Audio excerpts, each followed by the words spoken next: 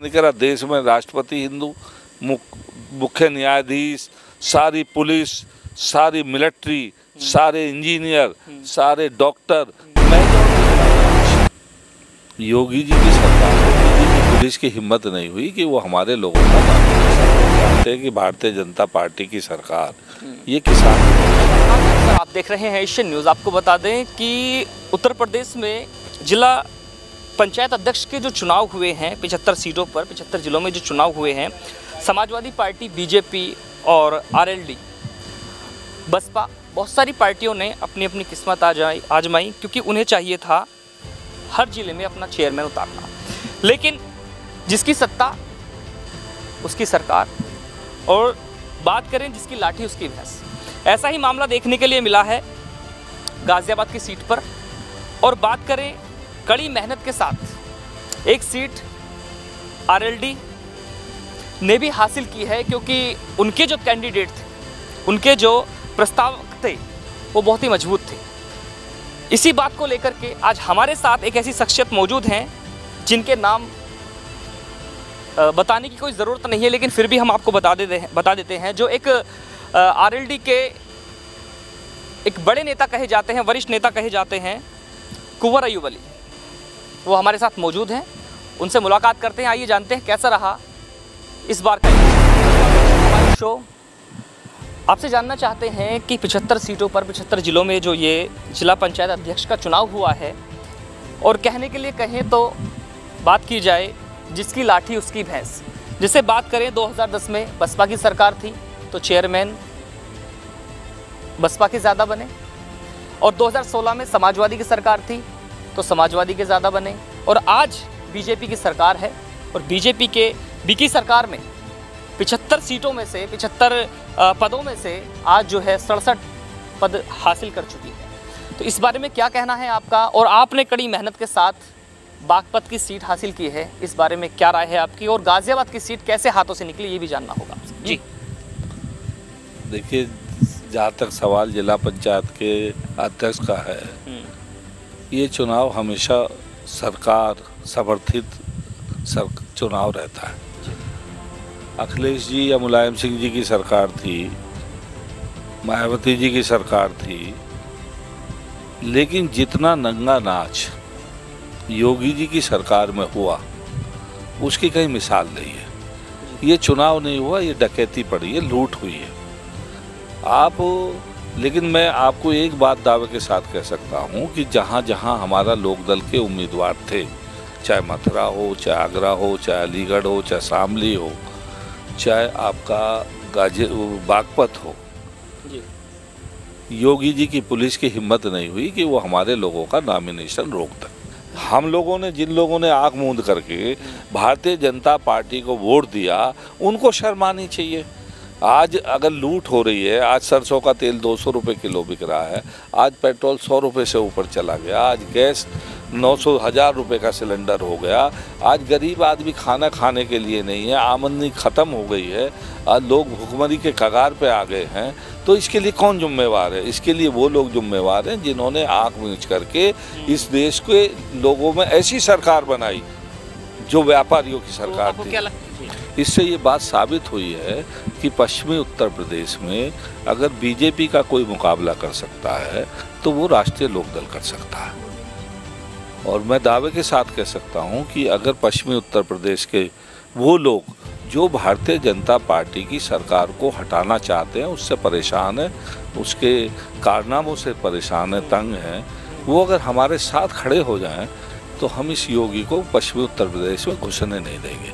ये मैं दावे के साथ कह सकता हूं। आपसे यहाँ पर एक सवाल बना लेते हैं। सवाल उठ जाता है कि अभी आपने कहा कि जहाँ जहाँ आरएलडी के पद पर इलेक्शन लड़ा गया है, वहाँ पर जो है लगभग अच्छी वोट मिली है, अच्छी सीट भी मिली है और हमने जीत भी हासिल की है। लेकिन आपसे ये भी जानना चाहते हैं कि क्या ऐसा नहीं लगता कि आरएलडी एक किसानों की पार्टी मानी जाती हो? क्योंकि किसान आज बॉर्डर्स पर लगे हुए हैं, 3 बिलों को लेकर के, अपनी मांगों को लेकर के पूरा करने में लगे हुए हैं, लेकिन सरकार बहरी हो चुकी है, नहीं सुन रही है। क्या ऐसा तो नहीं लगता आपको?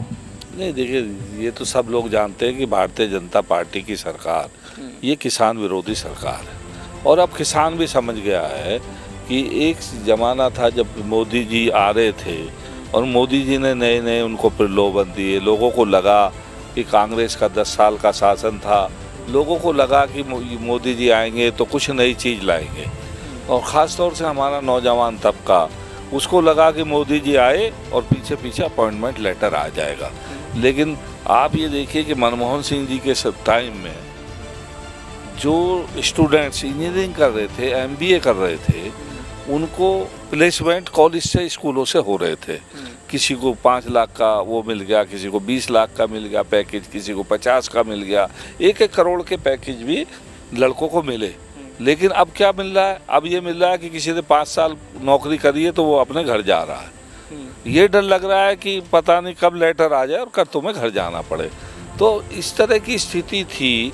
और मैं आपके इस माध्यम से ये ज़रूर कहना चाहता हूँ कि वक्त बदलता है। 2014 में वक्त बदला। भारतीय जनता पार्टी के लोगों ने जिस तरीके से लोगों को, एक तरीके से उनको, मैं कहता हूँ कि उनका ब्रेन वॉश किया। और ब्रेन वॉश करने का मतलब ये है कि आपने उनको ये कर दिया कि साहब एक बिरादरी आएगी, एक लोग आएंगे, दोबारा से कब्जा कर लेंगे। मैं अपने हिंदू भाइयों से भी हमेशा कहता हूँ कि इस मुल्क में 800 साल मुसलमानों ने हुकूमत की, और ऐसी हुकूमत की कि जब तलवार के बल पर हुकूमत चलती थी। मुग़ल पीरियड जो है वो तो बड़ा लिबरल पीरियड है, लेकिन अगर आप इतिहास पढ़ोगे, तुगलक वंश, उससे लोधी वंश, उससे पहले जो मुस्लिम शासक थे, वो जो सज़ा देते थे वो सज़ा ऐसी होती थी जो जिससे रूह कांप जाती थी। लेकिन 800 साल राज करने के बाद भी हमारे हिंदू भाइयों का सरकार कुछ नहीं बिगाड़ पाई।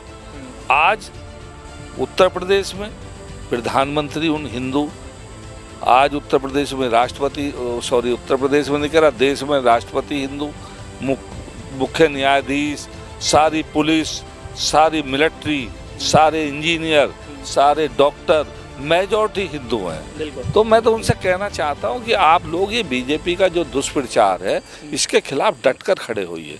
ना तो हिंदुओं को कोई खतरा है इस देश में, अगर खतरा है तो पैसे वालों से, गरीब लोगों को खतरा है। चलिए चलते हैं अब थोड़ा सा बागपत की तरफ। जैसे आपने बागपत में अभी कल या परसों में ही एक इलेक्शन आपने निकाला है बहुत अच्छी तरीके से। तो अगर गाजियाबाद की साइड हम आते हैं तो समाजवादी के कार्यकर्ताओं पर अपने ही प्रस्तावक क्यों नहीं रोके गए, और आपने अपने प्रस्तावक रोक करके अपनी सीट हासिल कर ली? गाजियाबाद के बारे में मैं नो कमेंट, ये पब्लिक है, सब जानती है। गाजियाबाद भारतीय जनता पार्टी के एक MP ने 26 तारीख को नॉमिनेशन होना था, 25 तारीख को भारतीय जनता पार्टी के एक MP अनिल अग्रवाल जी ने अब एक बयान दिया जो सारे अखबारों में छपा है, और उन्होंने कहा कि हमारा अनापोज जिला पंचायत अध्यक्ष बनने जा रहा है। उस बयान के क्या मायने हैं ये आप लोग खुद अंदाज़ा लगा सकते हो। क्योंकि मेरे सामने वो चुनाव लड़े हैं, इसलिए मेरा कहना कोई मुनासिब नहीं है। लेकिन मैं ये ज़रूर कहना चाहता हूँ कि हमारा लोकदल के जो लोग थे पूरी मजबूती से खड़े रहे, और हमारा अगर लोकदल का प्रत्याशी यहाँ होता तो रिजल्ट चाहे कुछ भी होता, बीजेपी की हिम्मत नहीं थी कि वो कोई नॉमिनेशन को रोक देते। चलिए 2022 की तरफ भी चलते हैं। इस बार हम आपसे जानना चाहते हैं कि RLD और समाजवादी पार्टी मिलकर के, या अन्य और भी पार्टी मिल सकती हैं, क्या गठबंधन से सरकार बनाना चाह रहे हैं, या फिर RLD खुद इलेक्शन लड़ेगी? देखिए ऐसा है कि हमारा पहला लक्ष्य है कि भारतीय जनता पार्टी की जो निकम्मी और नकारा सरकार है, इसको कैसे हटाया जाए। मैं तो सबसे कहता हूँ कि अब सब लोगों को कुर्बानी के लिए तैयार रहना चाहिए। MP MLA बनना कोई मकसद नहीं है। MP MLA से बड़ा मकसद ये है कि जो ये बेईमान और जिस तरह की पक्षपातपूर्ण वाली सरकार, आपने कहीं देखा कि वही पुलिस की गोली मुसलमान की तो उस पे लगेगी, पिंडली पे लगेगी, और जो ठाकुर साहब की पिंडली पे नहीं लगेगी? अरे ये देश है, इस काम को कम से कम कानून, बदमाशों में तो कम से कम पक्षपात मत करो, आप मरने वालों में तो पक्षपात मत करो। ये आप राजकाज चला रहे हो कि आप इस तरह का नाटक कर रहे हो, ये पब्लिक है, सब जानती है। सरकारें आती हैं, सरकारें जाती हैं, और जिस तरह का नंगा नाच हो रहा है उससे लोग बहुत परेशान हैं, और लोग चेंज चाहते हैं। लेकिन लोगों के सामने विकल्प देने की जिम्मेवारी राजनीतिक लोगों की है। अगर हम जनता के सामने विकल्प नहीं दे पाएंगे तो हम बीजेपी को नहीं हरा सकते।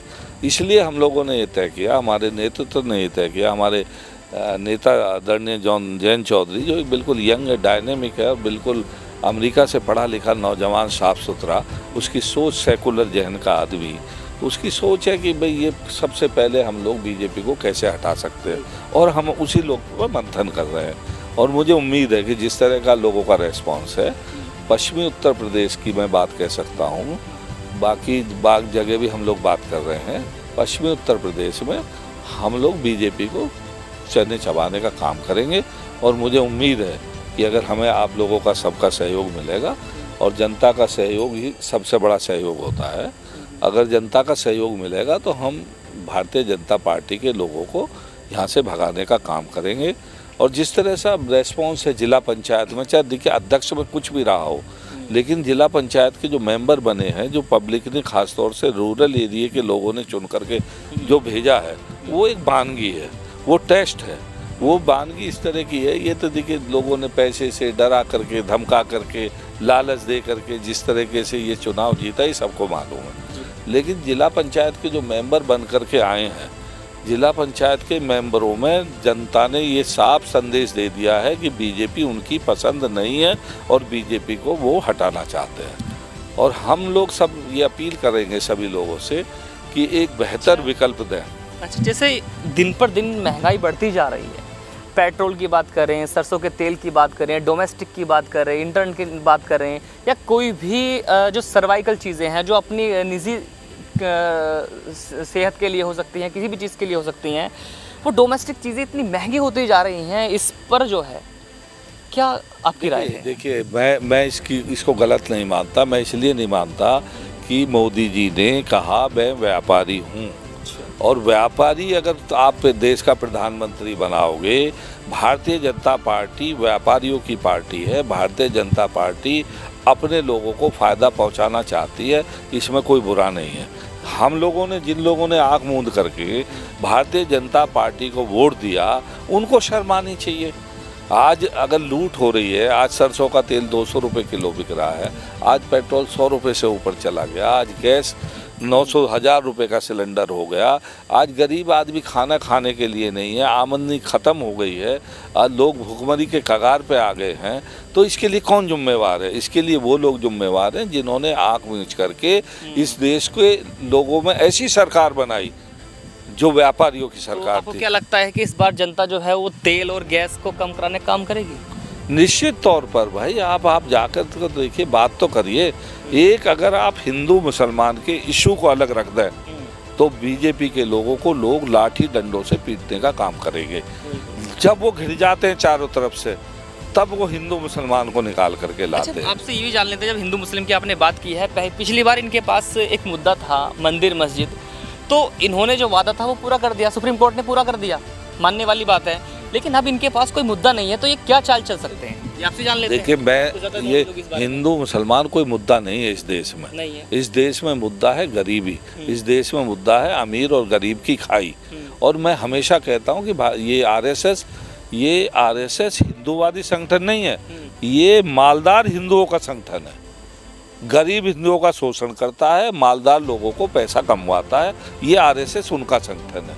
और उनमें से जो मालदार लोग हैं, जैसे हमारे यहाँ 40वां हिस्सा खर्च करते हैं गरीबों पर, अमीरों पे, वो मालदार जो हिंदू हमारे जो पैसा कमा लिया जिन लोगों ने, वो आरएसएस के थ्रू गरीब लोगों का शोषण कर करके इस देश में सरकार बनवाने का काम कर रहे हैं। मेरा आपके माध्यम से कहना यह है कि अब गरीब और अमीर की लड़ाई को आगे बढ़ाना चाहिए, और गरीब सारे, चाहे हिंदू हो, मुसलमान हो, दलित हो, पिछड़ा हो, किसान हो, ये सब गरीब है।